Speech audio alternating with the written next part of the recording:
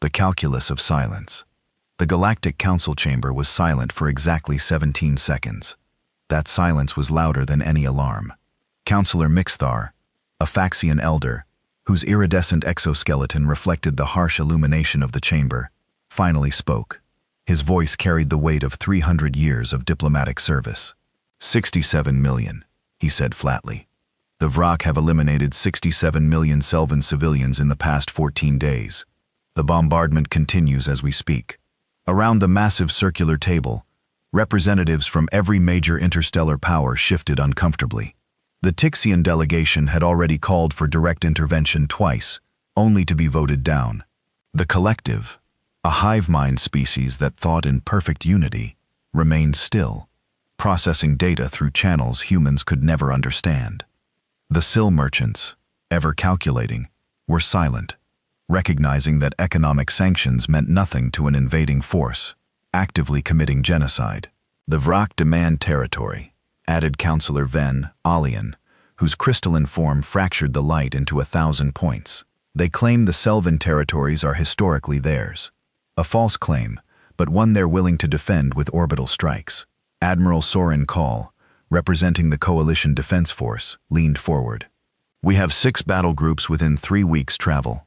We could risk an escalation. That brings us into direct conflict with the Vrock Empire, interrupted Counselor Mixthar. An empire with 3 times our current fleet strength. The vote has spoken. We do not commit our military forces. The irony wasn't lost on anyone present. A galactic body formed specifically to prevent galactic-scale conflicts was choosing inaction, while an entire civilization burned. Dr. Elena Vostraki monitored the debate from an isolated communications terminal in the corner of the chamber. As head of the Terran Diplomatic Corps, she'd seen enough council sessions to know when logic had been abandoned in favor of self-preservation. She was reviewing casualty reports, transmitted real-time from Selvan, when a soft chime indicated an incoming priority message from Earth Command. The message was simple. Transmit immediately to Ambassador Vasquez. Code Red Vasquez was in her quarters aboard the UES Sovereign Hope, Earth's primary diplomatic vessel. She received the message within moments. The data made her stomach tighten. The latest casualty figures, the Council's refusal to intervene, the continued bombardment of populated centers. Ambassador Kira Vasquez was 47 years old, born in the colony worlds of Kepler 4042b. She had negotiated trade agreements with species that communicated through electromagnetic pulses. She had brokered peace between 3 different factions of the collective consciousness, but she had never in her entire career felt this level of helplessness. She pulled up the live feed from Selvan's capital city. The camera source was a human agricultural station that had been established there 6 months ago. The feed showed orbital strikes illuminating the night sky, each detonation bright enough to be seen in daylight. She could see the thermal bloom from atmosphere-piercing weapons, the way the air seemed to ripple with each impact. And she knew what those numbers meant. 70,000 per detonation. Her mathematics told her there had been over 900 strikes in the past week. She opened a secure line to Admiral Marcus Chen, Earth Defense Command, stationed at the Lunar Fortress. I'm seeing the feed, Chen said, before she could speak. His voice was steady, but she knew him well enough to recognize the anger beneath. 6 minutes ago, they bombed a hospital complex in the secondary city. 1,600 people. The Council won't authorize a response, Vasquez said quietly. I'm not asking for authorization, Chen replied. I'm asking if you want to give them one. Vasquez understood what he was really asking. There were protocols. The Human Accord Protocol, dormant since the first Earth-Space Alliance Treaty. There was the Defense Charter, designed for situations where galactic law broke down, and the fundamental rights of sentient life were ignored. There was, in other words, a way to act. Play it for me, she said. The feed now. As her screen filled with the live imagery of Selvan's agony, Vasquez made a decision that would echo across star systems for centuries. She walked back into the council chamber. The debate was still ongoing, mostly variations on the same theme. Too risky, too costly, not our responsibility. She waited for an opening and stepped up to her speaking position. Ambassadors of the Galactic Council, she said, her voice steady and clear. I formally invoke Article 7 of the Human Accord Protocol, Section 3, the Earth Defense Charter. Humanity has determined that active genocide constitutes an intolerable violation of sapient rights. Effective immediately, Earth responds to this crisis as a matter of emergency humanitarian intervention. The chamber erupted. Counselor Mixthar's exoskeleton flickered with agitated colors. Ven's crystalline form refracted wildly. The Trixian delegation actually stood, their scaled forms suddenly aggressive. "You can't invoke an ancient protocol without a vote," Mix protested. "The protocol requires only one condition: evidence of active genocide, and a formal declaration from any human representative of ambassador status or higher." Vasquez replied, "I am providing both. We are acting." She raised her communications device. One short message: "Begin deployment Alpha." On Earth, in orbital shipyards across the planet, from the Pacific construction rings to the lunar factories, to the asteroid refineries, a standing order suddenly activated. An order that hadn't been given since the foundation of the Human Defense Force, 200 years ago. The first warship to launch was the UES Tenacity, a capital-class carrier measuring 3.2 kilometers from bow to stern. Its displacement was calculated in gigatons. Its reactor core burned with the power of a small sun. From the cargo bays of the shipyard, it detached, and within moments began charging its FTL drive. Behind it came others, the irresistible, steadfast, unbreakable names, chosen by a young species that had learned its greatest strength, came not from individual power, but from collective will. Each warship was a masterpiece of engineering and purpose, designed with one principle: if humans ever chose to protect someone, nothing in the galaxy would stand in their way. 347 capital-class vessels began the calculations for their jump to Kelvin space. Another 2,000 support ships, destroyers, cruisers, logistical vessels prepared to follow. Medical ships, supply carriers, engineering vessels. Humanity didn't just have warships. Humanity had an entire civilization ready to deploy. Admiral Chen stood in the command center, watching the holographic representation of his fleet assembling. His subordinates worked in controlled silence, performing their duties with the precision of people who understood they were about to change history. On the council station, Vasquez watched the counselors' reactions with absolute calm. Some looked shocked, some looked angry. A few seemed to understand what they just allowed. Counselor Ven the Kalan spoke quietly across the comms. "What have we done?" Vasquez didn't answer. She was watching the tactical display showing the Terran fleet reaching their FTL entry point.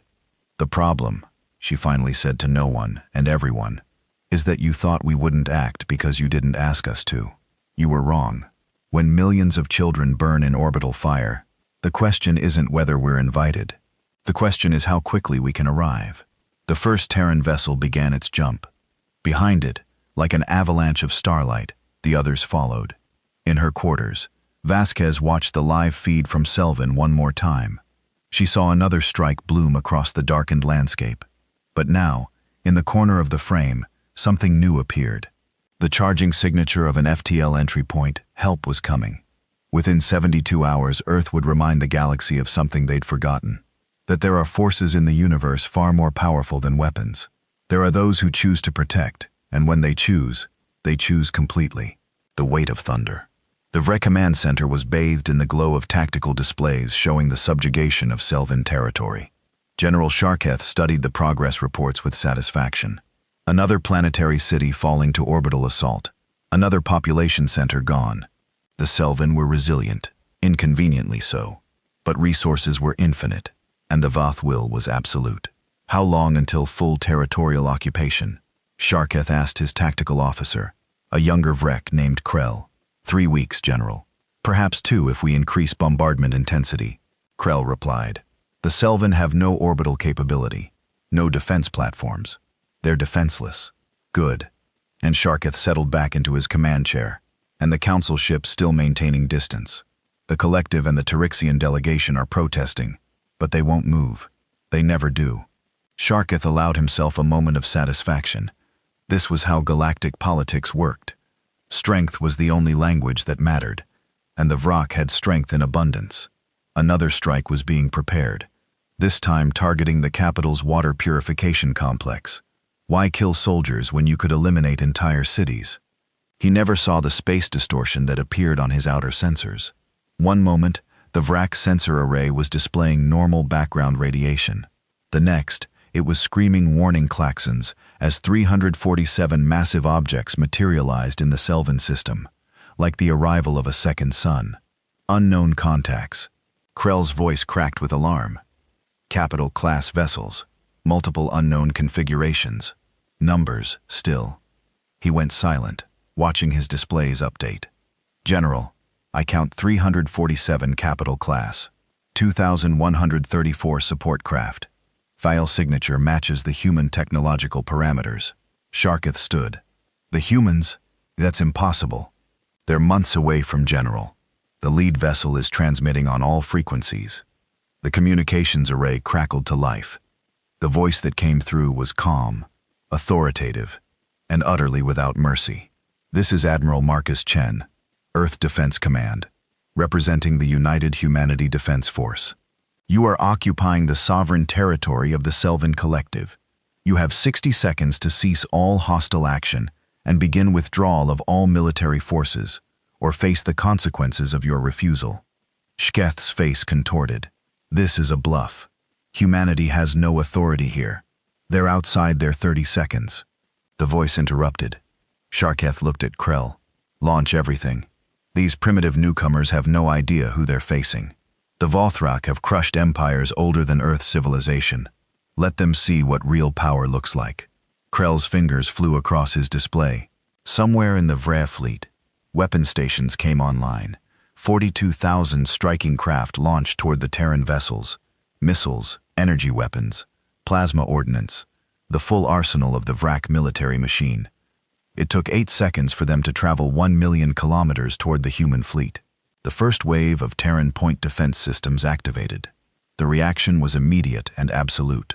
347 capital ships, each carrying weapon systems that had been refined by human engineers across 2 centuries, opened fire in perfect unison. 93% of the Vrock strike force was destroyed in the first salvo. 31,000 VR combat pilots, soldiers, and weapons officers ceased to exist in the interval between one heartbeat and the next. Sharketh watched his tactical display fragment into chaos. Icons representing his strike force simply vanished. Return fire. All weapons now. The remaining Vrock vessels attempted to retaliate. Their weapons fired and passed harmlessly through the space where Terran ships had been seconds before. The human vessels simply moved, sliding through space with a grace that defied their massive size. It was like watching mountains dance. The Terran response was not as swift, because it didn't need to be. The humans weren't rushed. They were methodical. They were inevitable. The UES Tenacity weapons array locked onto the Vrock flagship.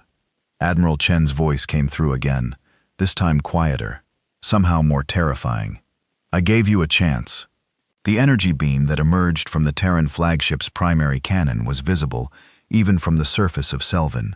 It was a line of pure devastation, a path of annihilation carved through space itself. When it struck the Vrock flagship, the vessel simply ceased to be, not damaged, erased. 3 kilometers of Vrock military engineering reduced to expanding clouds of cooling plasma in the command center that had been underground. Sharketh felt the blast wave. The floor bucked beneath him. Emergency lighting flickered. Krell stared at the tactical display. General, our entire battle group. I'm reading almost complete losses. The remaining ships are transmitting again. The communication officer whispered. Admiral Chen's voice filled the chamber once more. And now it carried something worse than anger. It carried judgment. You are defeated. Your forces are destroyed. Any further resistance results in total annihilation. Cease all combat operations immediately, or every Vrock vessel in this system will be eliminated. You have 30 seconds. There was no calculation, no bluff. Sharketh could see that now. The humans weren't trying to intimidate him. They were simply stating facts. Facts about military capability. Facts about will. Facts about what happened when you decided to burn children in their homes and accidentally invited an entire civilization to respond. He gave the order to stand down. Across the Selvin system, the bombardment ended. Vree soldiers stopped their assault. Invasion forces began coordinated withdrawal, and above the atmosphere, the Terran fleet maintained position, a wall of steel and purpose that would not be moved. On the Galactic Council station, the chambers had descended into absolute chaos. Counselors were shouting, demanding explanations, threatening diplomatic actions. But beneath the noise, there was something else. A collective realization they had made a mistake. They had judged humanity as young, undeveloped, emotional. They had seen the human request to join the galactic community as a novelty. And so they had left one stone unturned when the Vrock began their invasion. They hadn't asked what happens when you try to commit genocide in the face of a species that asks for permission before defending someone rather than forgiveness afterward. Counselor Venn addressed the chamber. I move that we formally recognize Earth's intervention as a humanitarian action outside the normal protocols, due to our failure to act. No one voted against it. On Selvin, the surface was still burning. Entire cities had been reduced to rubble. The death toll would eventually be counted in the hundreds of millions. But the bombardment had stopped. The invasion had halted. And that was because one species had chosen to answer with force. Not for conquest, not for resources, not for territory, but because the alternative was to watch children burn. Admiral Chen stood in his command center, watching the tactical displays. His job was already becoming harder.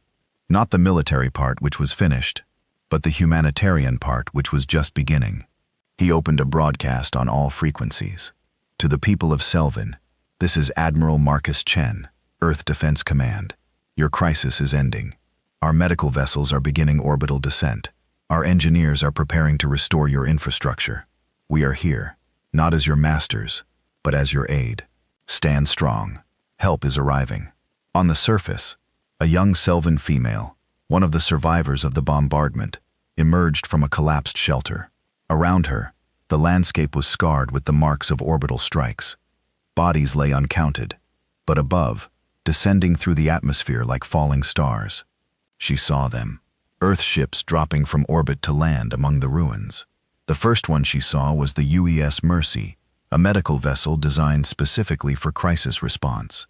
As its landing thrusters kicked up dust and debris, the ship's massive cargo doors opened. Humans began emerging. Thousands of them, not soldiers, engineers, medics, volunteers. People who had spent the past 36 hours preparing medical equipment, gathering supplies, organizing rescue operations. A human medic, a woman with kind eyes and steady hands, knelt beside the Selvin survivor. I'm Dr. Sarah Webb, she said, in perfectly translated Selvin language. You're injured. Let me help you. The young Selvin didn't answer at first. She could only stare at this human woman, trying to understand a world where strangers crossed the galaxy to help, when no one had asked them to. Why? She finally whispered. The doctor smiled not unkindly. Because you were hurt, and we could help. That's enough. It was in that moment, watching a human woman use her own body to shield a Selvin child from falling debris, while medics carried them toward awaiting medical transport, that the galaxy finally understood humanity hadn't come to rule. They hadn't come to conquer. They had come because a threshold had been crossed. The threshold between acceptable diplomatic disagreement and unacceptable violence against the innocent.